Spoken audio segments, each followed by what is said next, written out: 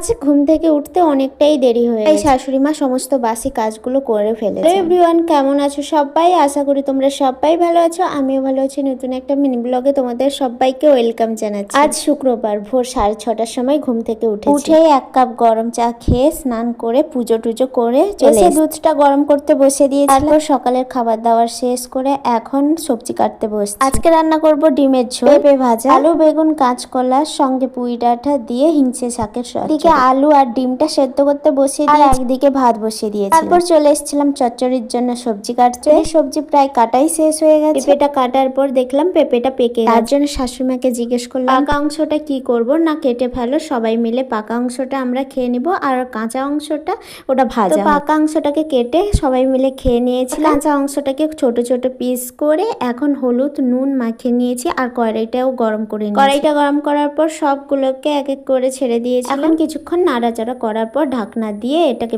ভাজার পর কড়াইতে শুকনো লঙ্কা, 5 ফোড়ন, পেঁয়াজ দিয়ে চচ্চড়িটা বসে দিয়ে এসেছিলাম। তারপর চলে এসেছিলাম শাশুড়ি মার সঙ্গে একটু লেবু আচার হবে তার জন্য শাশুড়ি মার সঙ্গে একটু হেল্প করে দিয়েছি। আমরা তো পাকা পেঁপে খেয়েছিলাম, তারপর মাসিদের বাড়ি থেকে পেঁপে আবার দিয়ে গেছেন। আর আমার এইদিকে চচ্চড়িটাও হয়ে গেছিল।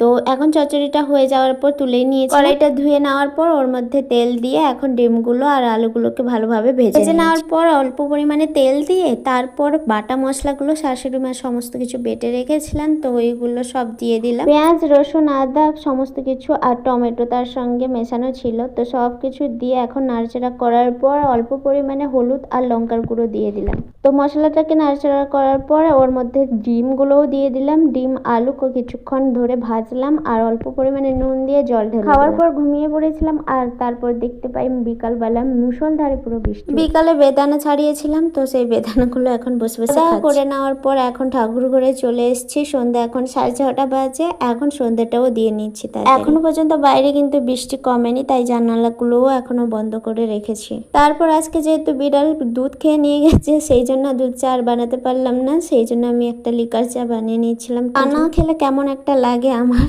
তো সেই জন্য চা বানিয়ে সন্ধ্যার সময় দুধ খাওয়া হয়, কিন্তু ওটা না খাওয়ার জন্য আজকে ভাবলাম চলো চাউমিন বানিয়ে ফেলি। তাই চাউমিন এখন বসে দিয়েছি সেদ্ধ করতে। তারপর দুটো ডিমকে ভালোভাবে ফাটিয়ে ওর মধ্যে লবণ দিয়ে এখন কড়াইতে ভেজে। আর এখন সন্ধ্যে 7টা বাজে, রাত্রিবেলা আবার আমাদের ভাত খাওয়া হবে। ডিমগুলো প্রায় ভাজা হয়ে গেছে, তারপর ওর মধ্যে সেদ্ধ চাউমিনটা দিয়ে দিয়েছিলাম আর কেটে রেখেছিলাম গাজর পেঁয়াজ। হয়ে গেল আজকের চাউমিন।